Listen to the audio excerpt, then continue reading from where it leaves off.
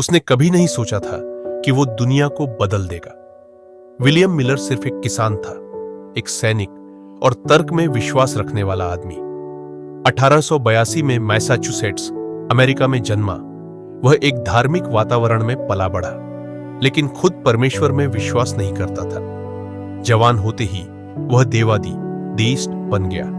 यह मानने लगा कि ईश्वर ने संसार को बनाया, लेकिन अब उसमें हस्तक्षेप नहीं करता। लेकिन फिर आया 1812 का युद्ध।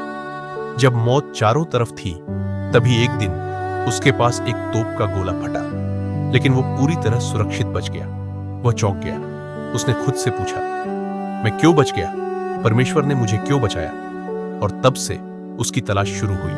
उसने बाइबल उठाई और पढ़ना शुरू किया, हल्के में नहीं, गहराई से, पद दर पद, ग्रंथ दर ग्रंथ। धीरे धीरे उसे बाइबल की भविष्यवाणियों में एक गूढ़ रहस्य दिखने लगा।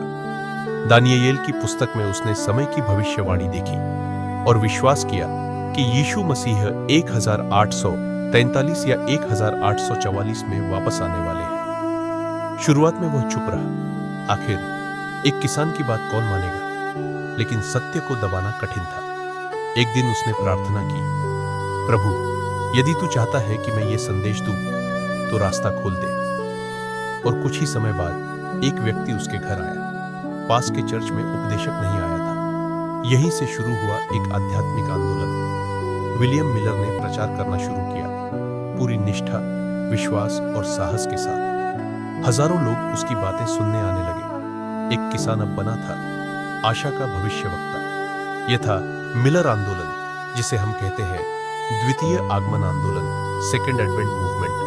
लेकिन जब 1844 आया और मसीह नहीं लौटे, तो लोगों का दिल टूट गया। यह घटना कहलाई महान निराशा, द ग्रेट डिसअपॉइंटमेंट।